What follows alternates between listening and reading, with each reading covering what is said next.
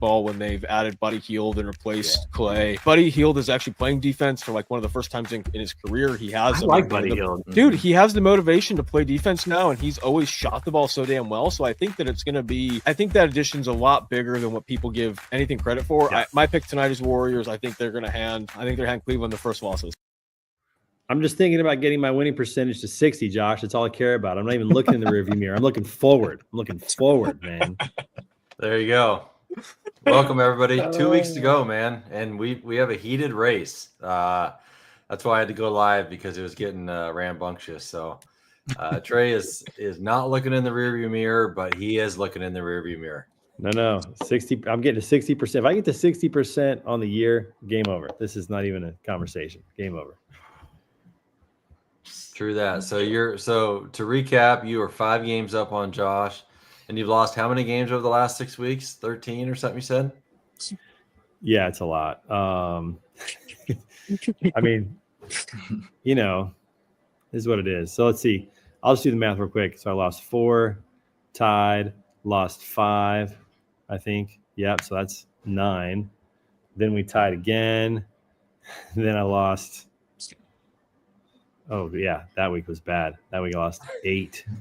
So yeah, that was the week I went half and half. I didn't do so great. So whatever you did that week, the last 6 weeks.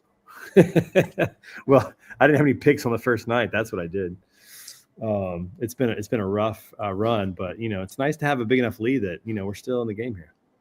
Yeah, limping into the final weeks, man. So 2 weeks to go. So if you lose 3.5. Josh is going to be the winner. Hey, don't count me out. If you guys lay some eggs. Yeah, we have to pick correctly, though. Like, it's not a guarantee on this stuff, I'm looking at this.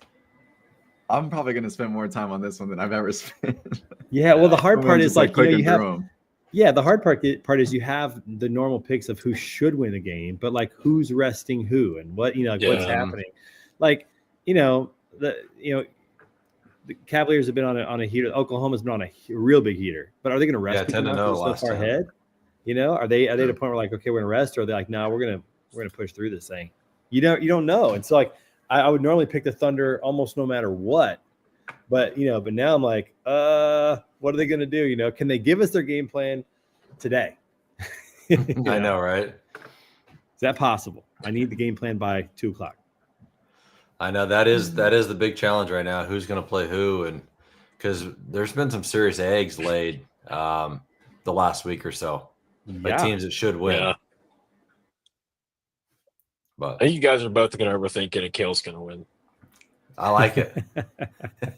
I did try to get a little aggressive last week. I think it cost me a couple games.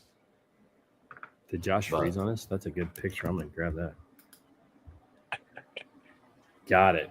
Dude, the weather's terrible here in St. Louis, so I might be in and out today. But I got a good, nice picture of Josh frozen there. Beautiful. Dang. Sorry, dude. I'm trying to close stuff down right now. My computer's. It's been bad weather over here too. Yeah. Yeah, you guys got that thunderstorm belt, right? Tornadoes and everything. Yeah, y'all been getting killed the last couple days. Okay. So whether this, whether that, whatever, Tommy, we have to talk about something. What are your Bulls doing? I don't know, man. I'm so upset because I want them. Here, listen. As a Bulls fan, I feel great to see this young core doing something exciting. I also want them to have a high draft pick. I don't want them to win games. I don't want this young core to cement anything because it means nothing in March and April. Where were you guys playing like, I guess, we didn't trade everyone. Where were you guys playing like this in December and in November? Like, it just frustrates the heck out of me. I'd rather have a high draft pick, but here we are going to be in the play-in. We're probably going to overachieve, win a game, end up in the 8th seed, and end up with the 14th pick. And listen, they're 6 games up. They're going to be in the playoffs no matter what. They play Dallas, who, I know that they've got something to play for, but they have nobody, and they lose to them at home. Yep. Yeah. What are they doing? I don't know, Dallas has AD right now. Yeah, the AD's back. I understand that, but like, they're not. Why is he playing? Anthony.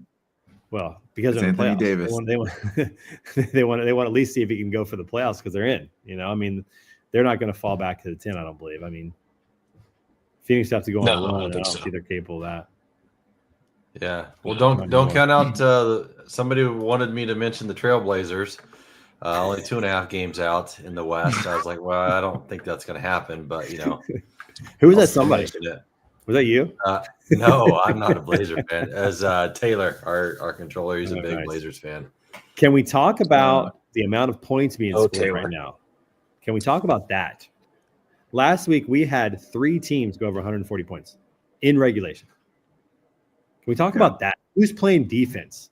You got Webster out there. Who is out there playing defense on these teams? I mean, I can see Golden State putting up 148, Atlanta 145, Houston 148. That's because that's how their style of play is. I think they're just like straight run and gun, get it up early in the shot clock and everything. Yeah. I mean, Houston, I get it, but that's a lot of points for regulation. That's like all-star points for regulation. Yeah, it is. But it's helping Atlanta win some games. You got to keep up with 140. you score 124 at home and you lose. That's rough. Yeah, that's rough. You lose by a lot. Like you're not even in the game. Like the crowd's left the building and you put up 124. That's pretty wild. Although there's not that big of a crowd in Milwaukee. So speaking of defense, and then just that Bulls Mavs comment, but like that, the AD trade, man. Like the Lakers were a horrible matchup for the Warriors, and then now the Lakers are actually kind of a pretty good matchup. Because I don't know if you guys watched the game last night, but it literally was just like put Luke on an island and let whoever cook. Primarily Steph. And with AD, like AD's such a good defender that you can't, like Steph was just getting layup after layup and like pretty easy stuff within the paint. And again, when AD was on that team, he's not getting that stuff. And Luka can just not move his feet. He's such a liability on defense. Mm-hmm. Yeah, that was he owned up. He did not have a good game last night. It was. I watched only the fourth. I was following, and then I watched the fourth quarter live. And the Lakers have felt like they woke up with about 8 minutes to go and said, "Oh, we need to try to win this game." Yeah. But it was just too little, too late. But it was exciting. I mean, watching Austin Reeves drain a bunch threes, and the Warriors were sharing the ball well. It wasn't just Steph. I mean, he had 33, but Jimmy had a couple buckets, and Kuminga had a couple of really nice tough buckets. Dude, Brandon Podziemski balled last night. I know. First half, he was nuts. I looked. I'm like, he was like, I think 6 of 7 in the first half. Yeah, he was hitting everything. Mm-hmm.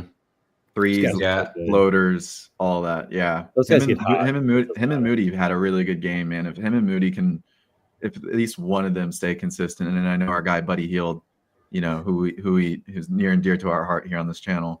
Yeah. Like he didn't even really do anything last night, but they really just need 1 to 2 of those guys between those 3 to do stuff. Collecting that paycheck. Buddy waves that towel, and he makes sure everyone is well enthused and ready to go, man. Right. Kale, go ahead and clip that, and that'll be our new intro. Yeah. And the great because he's bad. Yeah. The great thing about like a Buddy Hield though, off the bench in the playoffs, he can give you a game where he has 30. Big time. Nobody's even gonna plan for it.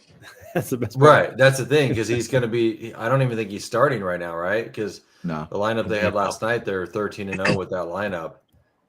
And I think they're like 22-2 since Jimmy's come over. So only 4 losses. Yeah, they have been playing well with him. And Jimmy's not necessarily balling out. He just gives them another option and makes people change the way they play him. He's so passive, man. He was frustrating me so much last night. He's not even looking. He's not even looking to score. Yeah. No. At all. He's literally every time to. he cut the ball. Not right now, but that's what's so annoying. It's like, okay, playoffs come around. He's not doing that in the playoffs. So we don't even really know what they're going to be playing like. Right. Well, but the nice thing is this, though. Sometimes it's nice, one, to rest a little bit. Just kind of, he's in the game, but he kind of gets a little bit of rest in doing that. But number 2 is they don't really put a lot of maybe their best stuff that they're practicing on tape. And I think there's something to be said about that. These teams get so prepared. They see what's going on. Getting towards the end here, they kind of know where they are. It's like everybody knows what Steph can do. And you can't you can't even game plan for it anyways because it's pretty unstoppable. But when you start to see what they're trying to do as a team with plays, with movements, if they put too much of that on tape right now, then it'll be easier to scout against them in the playoffs. And I'm sure their practices are intense. I'm sure they're getting after it and like getting their timing and their rhythm and all that. So I wouldn't be concerned about that. Those guys are playoff pros, man. They're like the Chiefs. Let's go back to talking about the Chiefs. They're like the Chiefs. Not putting anything. That was on 3 tape, Chiefs, barely winning games, and people are like they suck. And then of course another Super Bowl, appearance and whatever. And then they get trounced by Jalen Hurts. They did, and I'll tell you this, Josh. It is much easier to accept losing a Super Bowl when you won the previous 2. It's just way easier. That's totally fair, man. Winning 2 in general is already a crazy feat. A boss thing to say. That's one of my favorite things to say when people talk about the Chiefs losing the Eagles. I'm like, yeah, totally, they got us. But man, it's a lot easier when you won the last 2. So yeah. Hey, listen, some big games last week. The Timberwolves and Nuggets. You guys watch that game at all? When Jokic had 61. I did not get to watch it. Didn't watch it, but saw the highlights. Just a fair warning, next week, my daughter and I are in a play at her school. So that's all we're doing right now tonight is set building and lines and rehearsals and all that. So I'm not going to watch any games probably until Saturday of next week. At that point, what's the play? We are doing The Princess Bride, and I am playing the grandfather narrator, and my daughter is playing Inigo Montoya, the Spaniard. Nice. Nice. I'm also need some pictures of that, man. Yeah, I've seen some videos of that. I'm the only dad in theater that does construction, so I'm building all the sets. So my garage is just theater central right now. Yeah. So are you gonna say you killed my father, now you must die, or however he says it? That's what my daughter says, and she has this really rich Spanish accent that she's created, this Mexican accent. So it actually sounds pretty good. She's done a good job. There will be blood tonight. Yeah, she's very good. That's awesome. That'll be. Let me tell you, that'd be fun. Let me tell you some games that pissed me off last week. All right. So wait, hold on. We got to talk about that Jokic game though, really quick before we move on. You guys talk about that. Yes. I mean, what was 61-point triple double? I know it's double overtime, right? Yeah, double overtime, 61-point triple double. I mean, how does that guy do it, man? Like if Murray and Westbrook are playing, so as far as I saw, I didn't watch the game, but apparently Westbrook blew the game with a layup and then something on defense or something. Yeah. But if Murray and Westbrook are playing to the level that they can, I just don't really see, like they're a pretty deep team, or they have like all the right players in my opinion to just like make the move in the West. But does that put him over SGA for MVP? I mean, I know it's one game, so you can't be prisoner of the moment and all that stuff. It's recency bias. But dude, it's a 61-point triple double against one of the better teams. I mean, that's just a stupid stat line. I think for that maybe for this week, I think it sets him over the top. But I think whatever happens this weekend, throughout the rest of the week, and throughout the rest of the regular season, I think will also obviously go into effect. But I think right now, I think that Jokic is just slightly over the top in SGA for. Let's MVP just go off some stats. If you were to go to ESPN NBA stats, here's what you'd find. You'd find that Jokic is third in scoring. He is third in rebounds. He's second in assists, and he is third in steals. Mm-hmm. Like, if you just go off stats, even though SGA is averaging 3 more points than him, SGA doesn't show up on any other stats except steals. He's fourth. And again, we can't strictly go like I agree. But we also can't. But Oklahoma City is not Oklahoma City without SGA. I don't think that they're in the position they're in without SGA. And they are the best team right now, I think, in the league. That and them in Cleveland, although they've been much hotter the last week and a half. So I think if you're going off of pure stats of what they've done, because it's not like people don't know what he can do and aren't preparing for him, and like he's in every play. He's on a winning team. They're in the middle of the playoff, middle of the pack. So it's not like he's on a slouch team and nobody cares. Like they're trying to beat him. They're throwing their best thing at him, and he's doing that kind of production. I think that has that's going to be a tough thing to weigh, is that versus SGA, who is a leader. He scores a lot, and he's on the team with the best record. So I don't know. That's tough. I mean, he's got 18. He's got 18 less losses, and I would say if you were to just take both of them off their teams, I would probably rather have the Nuggets team, I think. And he's got 18 less losses. So I think that goes into I mean, like it's So hard would you to not vote put SGA? SGA in it. Would you vote SGA then first? Jokic second? I'm trying not to be the person that's just like sick of the same dude winning the MVP. So I'm like trying to like fully take that out and You're the justify. sports writer in the Jordan era who couldn't give it to Jordan every year. That you're that guy. I mean, it just depends, like if how many. Yeah, it just depends what Jordan's doing. We know what Jordan's doing. I know he's winning. I would like. It's really tough to not give it to Jokic, but I would probably give it to SGA. I think you have to really consider their supporting team, and then the record at the end of the day, it is about wins. Because again, if that was the case, then Westbrook, is probably a 5-time MVP back to back. For that stretch of years that he was doing all those triple doubles and stuff. Yeah, I think for me, it's the record that's the tiebreaker. I mean, they're just so far above everybody else. Yeah, that being Oklahoma City. Jokic is amazing, but what did you say? 17, 18 less losses. Yeah. That's a lot of losses. 12 to 30. Yeah. Yeah, but here's the thing, right? Are they winning this many games because they're a young, immature team that wants to prove something in the regular season, and they're going to wear themselves out and not do something in the playoffs? And Denver has has experience. Yeah, and Denver's conceded to the fact that, hey, we don't need to be first; we can be fifth and still make a deep playoff run. Well, I think it's a regular season award. You can't really think about what's going to happen in the playoffs and what they're doing. Like, if it's a regular season award, I think you have to look at the regular season. It's a tough call. I mean, I think Jokic is showing that he's the best overall player in the league in terms of just everything. Mm-hmm. I mean, he can do everything. But does Oklahoma City have this run this year without SGA? I mean, they're probably a playoff team, but are they first? No, they're probably 6th, 7th, 8th. No. I bet. They're probably that Minnesota, Memphis Grizzlies kind of range. That's what I would bet. Well, and if you look at some of Denver's last losses, I don't know if Jokic played in all these, but San Antonio, Chicago. Sorry, Tommy. Hey. Chicago beat them. Portland beat them. Yeah, we did. Portland beat them by 19, and the Wizards beat them. That's unfortunate. Those are bad losses. That's a bad mark. Now, did he play in that game? I'd look that up and see. If he played in that game, that kind of negates the 61-point triple-double, in my opinion. If you lose to the Wizards, he lost. He played in the Wizards game. He put up 30 shots. Yeah, is Jordan losing to the worst team in the league on an MVP season? I don't think so. No. I mean, I don't. No. He's losing to the Knicks. He's losing to the Pacers. He's losing to the Supersonics, something like that. Like, he's not losing to, Yeah, and he lost to Cale's Trailblazers. Denny Avdia gave him a smooth 36.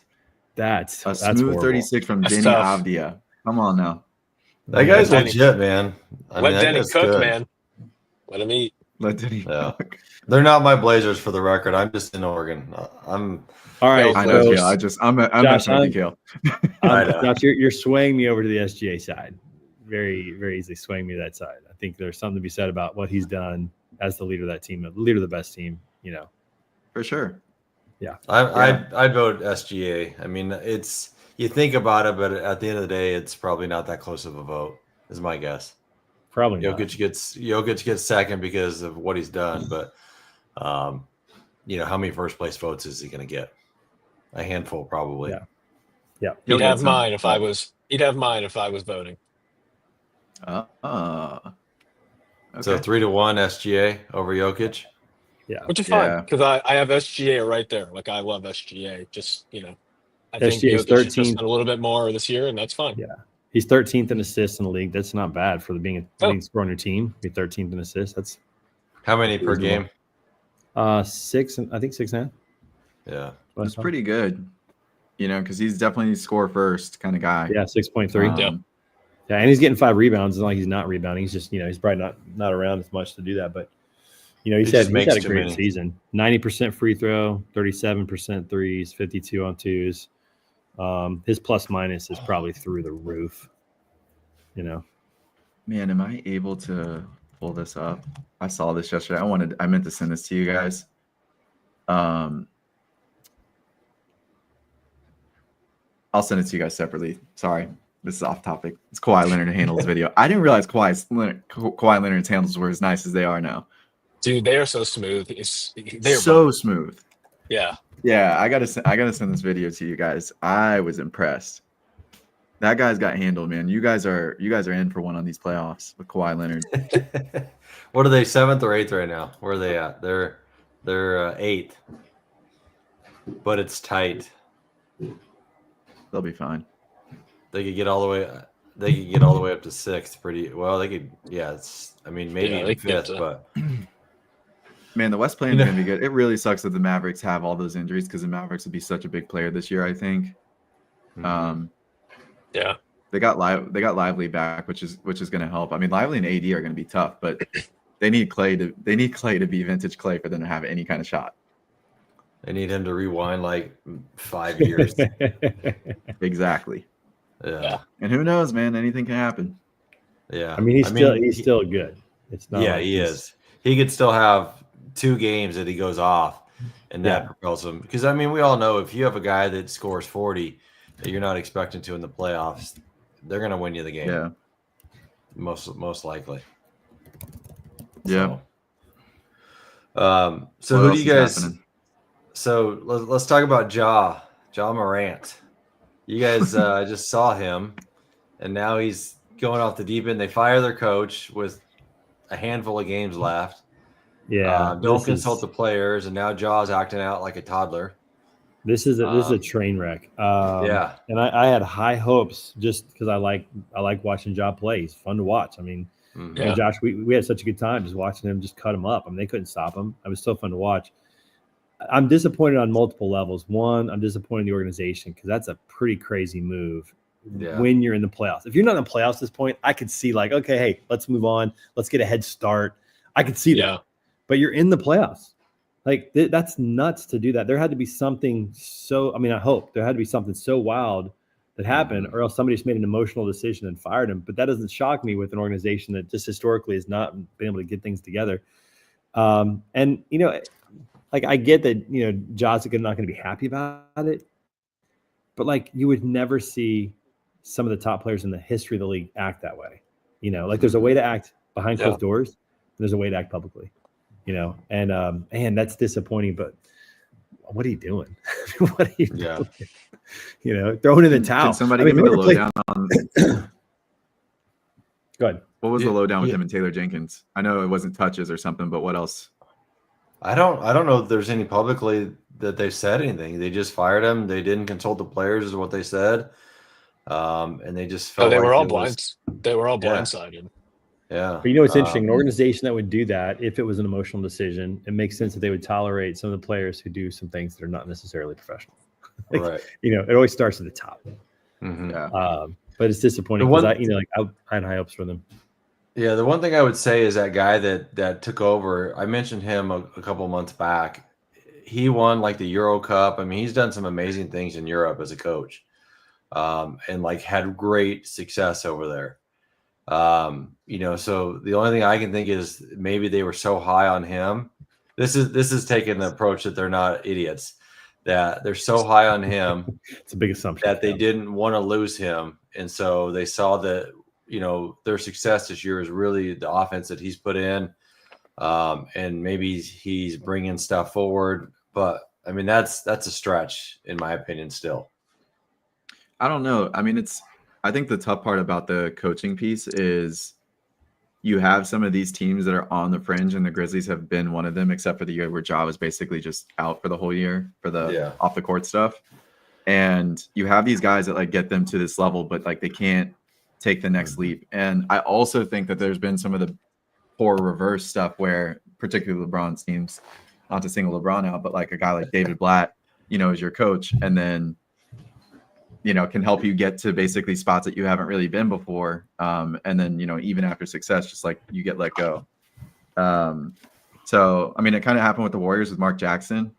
Everybody kind of forgets Mark Jackson was the coach there. Steve Kerr comes in and he did change up stuff within the offense that I think made them better. But I don't know, man, like Trey, even when Trey and I got to go watch them play, there's nothing from a coaching aspect. Number one on defense, They gave up way too many open shots. It was pretty poor. And Tommy, I forget your boy's name now at this point, Green or whatever his name is. Devontae. Yeah, he went off, and just like again, it literally was like practice shots.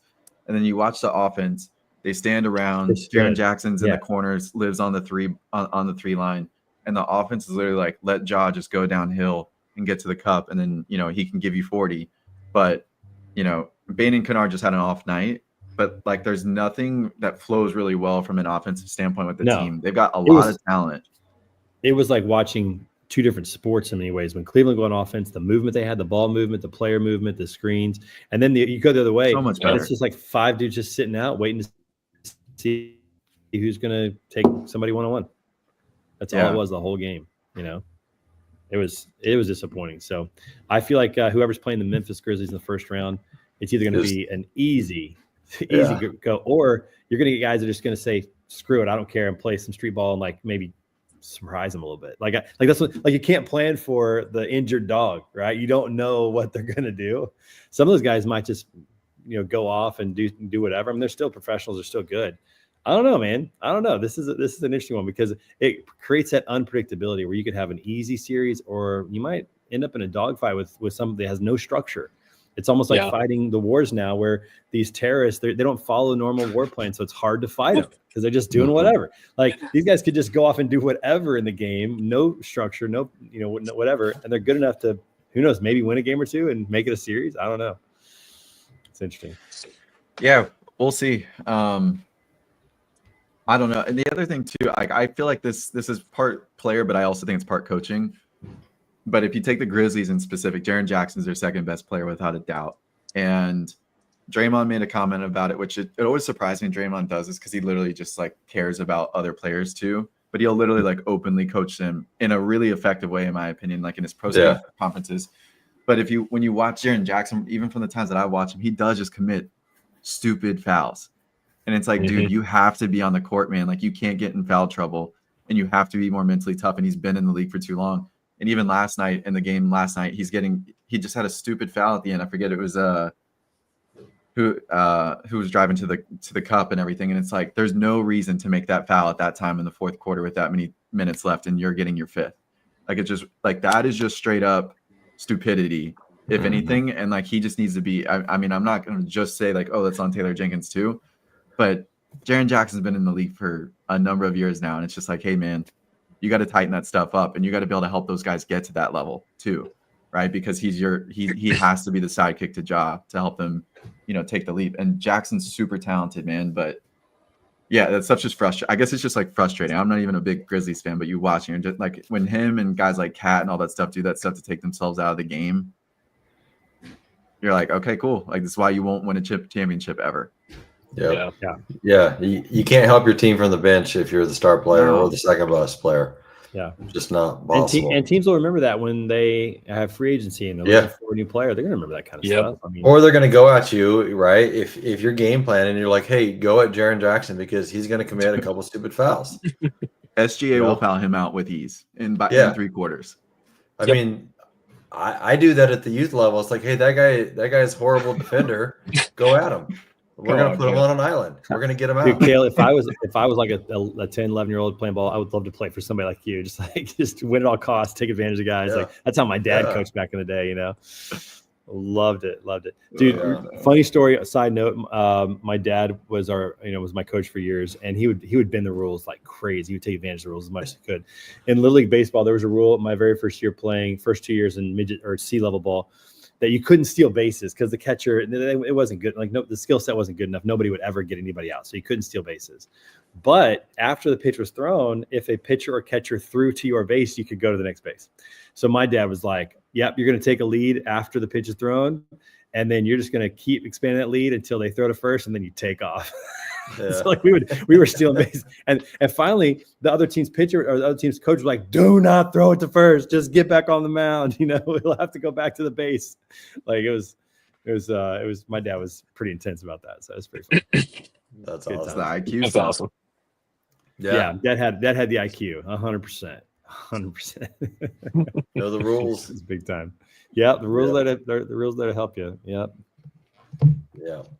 Hey, I do have to mention this. This is a side note. So we have the Broker Carrier Summit coming up here in about 3 weeks. I think at least 3 of us on this call are going to be there. Maybe 4. Josh, we're going to get you up to Indy. Come on, man. I am Come on, not. dude. What are the Come on, dates dude. again? Well, the golf tournament is the man. 28th. That's Monday. Okay. The summit is the 29th through the 1st. And then the 2nd, we just offer breakfast as people head out the door. So that's it. I have stuff booked that week. Well, unbook it. I'm not going to make it either, Trey. I can't defend my title. That's so sad. You can't poster defend Trey. your title. I was just gonna let you know that I'm getting the trophies made right now, and your name is going onto the side of one of those trophies. So Nice. you will forever be a part of the Poster Prey Classic and trophy collection. So Hey, where's the next one at? it's gonna be in Orlando. Okay. Orlando in October. Yeah, Oh, we're sweet. hoping for Charlotte. We found the perfect hotel, but they're actually going to be doing renovations during our week this year. But they gave us next year at this year's price it'll be fully renovated, and it's a phenomenal facility. So we'll be in Charlotte in 2026 at some point, either spring or fall, probably the fall. And then yes, we'll be in Orlando in the fall. I know that transportation is an East Coast bias thing, but it'd be great to have something out on the West Coast at some point. 2026, my friend. 2026. We're planning on it. Maybe 27, but we're planning on getting out that direction. By the way, we're also having 2 events out in the East Coast, or 2 events in the East Coast or West Coast with BCS this fall. We're going to be in LA in November. We're going to be in San Diego in October. And we're also looking in 2026 at bringing the big road tour up to Portland. So Yeah, Sweet. Making I can moves. drive to that one. Yep. What are you for the LA and San Diego, or those other events that you're going to? No, those are so LA is it's just a standalone BCS big road tour event. So we're just gonna do that. Okay. The San Diego one is in conjunction, I think, with ATA or one of the trucking conferences that's in San Diego that week. We have a crew that's going to go and just represent the BCS at that. Yeah. Sweet. Yep. So coming up quickly, coming up soon. The next 3 weeks are going to be crazy nights and weekends. Going to be wild. Also, Kale, hey, heads up. I'm going to be in Oregon the month of June. Okay. Almost the whole month. So we're going to have to go and play and ride those scooters again. Hey, what dates? Honestly, I have a golf tournament June 28th and 29th in Medford. Oh, that's so close. So 13th through the 28th, I think, is when we're leaving. Is it a 2-day event? Yeah. Oh, I don't know if I can make that. I'll let you know. But I'll be there the 13th to the 20th for sure. So we'll have to at least get out and play. We have a really good team already because it's Chad and I, and then I got an agent that's coming out from Florida. That's dang. Okay. I mean, he's like a 6. It's a 2-day event. Yeah, it's a par 3 on Friday, and then Saturday is it's Gotta make yourself available, Trey. And then we're gonna horse race finish, so it's fun. Gonna have to pause on the construction tray. All right, we'll have to see. See. All right. You know me, I'm crazy enough. I'll probably try to make this. I know. That's why I threw it out there because if we had the whole family just hanging out in the RV while we're playing the golf tournament, and then we're gonna head out. That's what's gonna happen. Yeah. If we had you and myself and Chad and Thad, that's funny, squad. Chad and Thad. I mean, we could do some damage. Yeah. So, Chad and Thad, Kale and Trail. We'll just call me Trail that day. Yeah. we need Chad to step it up. Chad and I played the other day, and he shot 104. I was like, dude, you mentally weren't even there, and that was a very generous 104. I was like, I'm just gonna take a an reload 104 kind of thing. Like, yeah, you're fine.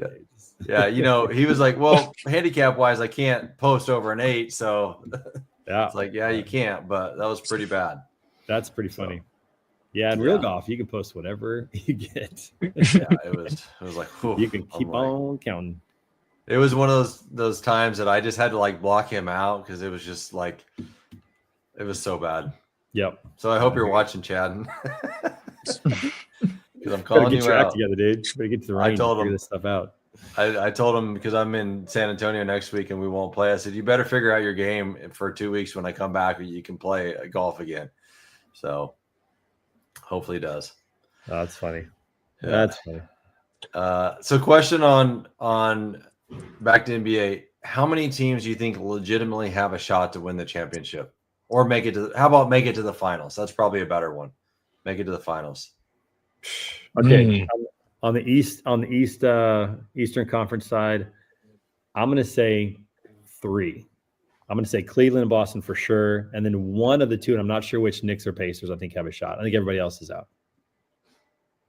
Like I wouldn't be surprised if the Pacers win, but their winning percentage to me is like 5%. Knicks maybe 10% to get to the finals. Boston. Yeah, I think 40. I agree with that fully.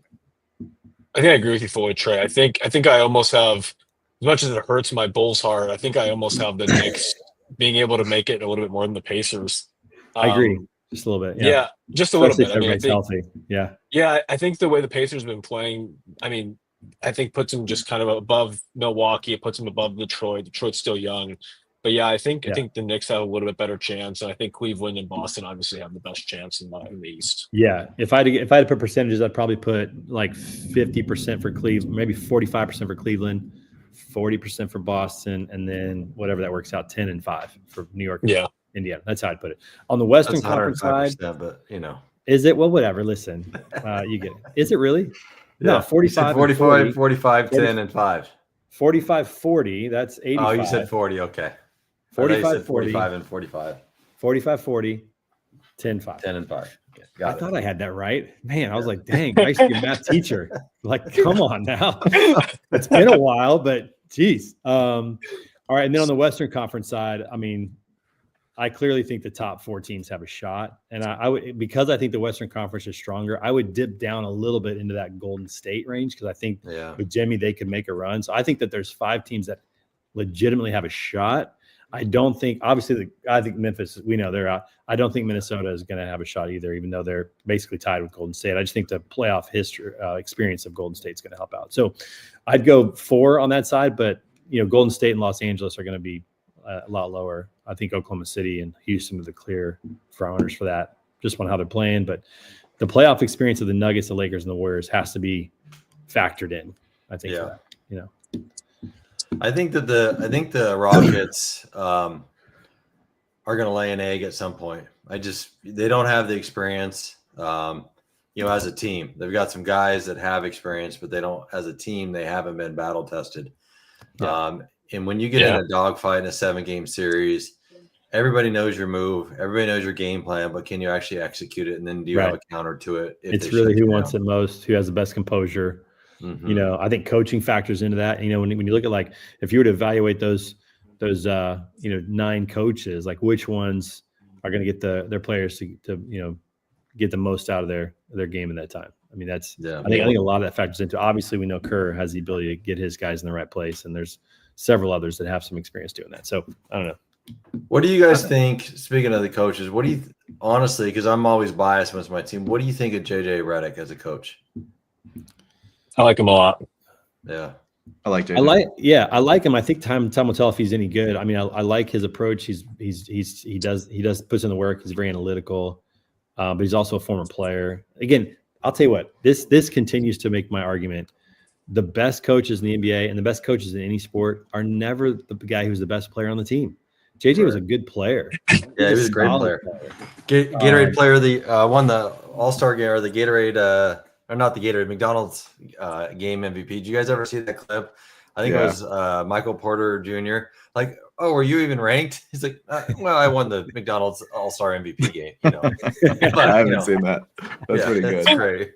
Yeah, but I mean, JJ's he's the kind of guy who he knows how to play. He's a great player. He fits in that Steve Kerr vein, that Pat Riley vein, that where you played well. I mean, you think back to I didn't recognize this until I watched the Last Dance recently, but when you think of the Bulls runs and the Lakers runs, and why is their coach's mind escape? Phil Jackson, he won a championship with the Knicks, but he wasn't 72. He wasn't the best player.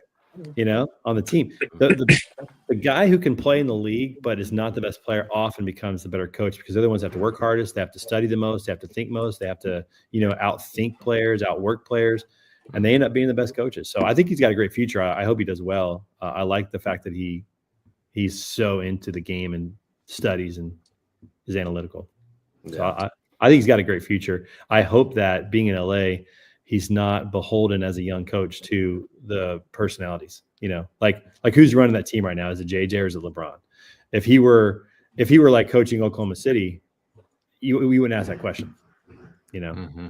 Yeah, he's a much better fit than Darvin Ham, because I think like players can respect more of his IQ and his X's and O's than a Darvin Ham.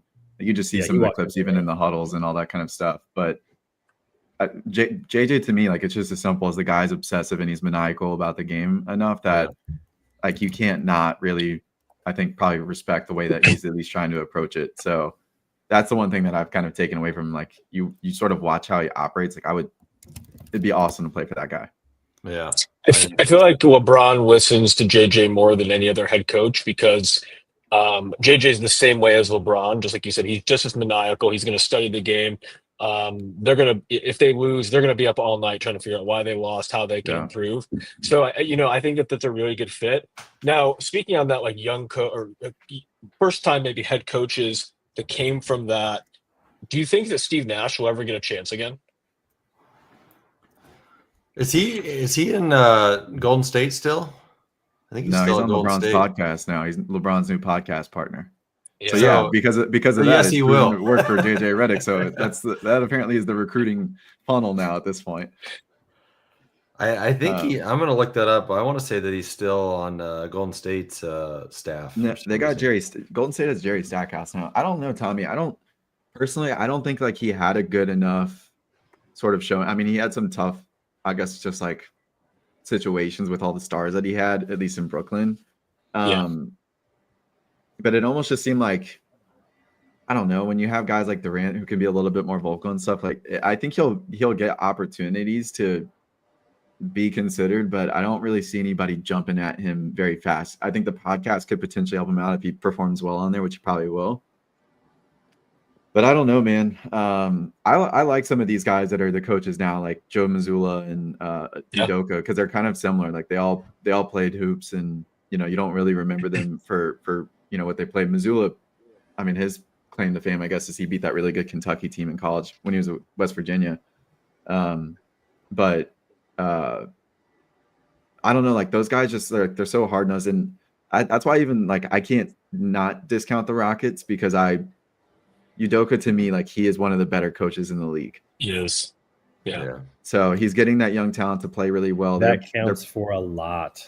Yep. Yeah, man, they're pretty well balanced. But like the one thing that I feel like when I watch those guys is like they're just scrappy, and they've got good effort and stuff. So if they can hit shots and stuff, and Jalen Green's a star. He's not a superstar, but he's a star, and he's going to be really good. I think a lot of it's just going to be him and Şengün. Like they just got to be a little bit probably more consistent than what they are. Yeah. When was the last time that a mediocre coach made it to the finals? But we would say, you might be able to say one of LeBron's teams, if anything. But I don't know. Like I don't really know if you can be mediocre as a coach, and especially when it comes to playoff time, man. Because again, we talked about Jimmy Butler. I think that there's even some stuff with the Lakers because really, when you watch both that Lakers Warriors game last night, the first quarter, LeBron and Steph were so passive. Like they were not. They were just trying to get other people in the mix. For the Warriors, it was all Moody and Podziemski. For the Lakers, it was pretty much all Reeves. And LeBron and Steph were just kind of hanging back.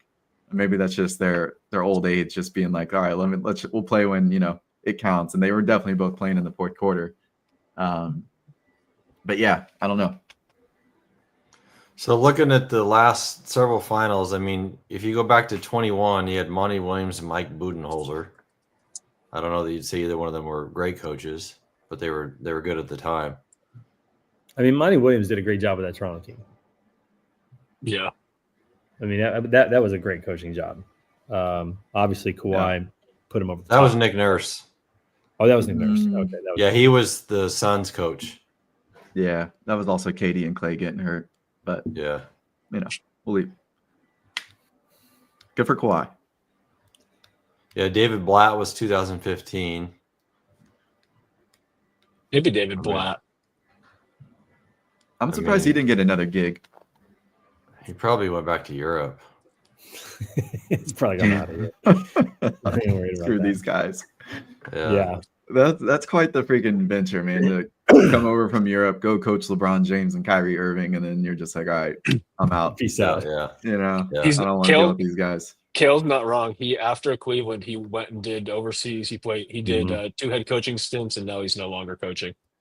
Yeah, that's interesting. I mean, I guess if you Yeah. coach LeBron after that, who do you want to coach? I don't know. Maybe there's not really anybody that's worth coaching after that. Maybe it was Yeah. good, maybe it was bad. I don't know. All right, do you guys want to see my my outfit here for? Oh yeah. This is the old man hat. This is the grandpa look right here. When I come in, my hat's like this, and I got to take it off. Let's hear the accent. All right, Do this though. Do this though. I want you to. The Princess Bride by S. Morgenstern, Chapter 1. That's my voice. What do you want to say? I want you to say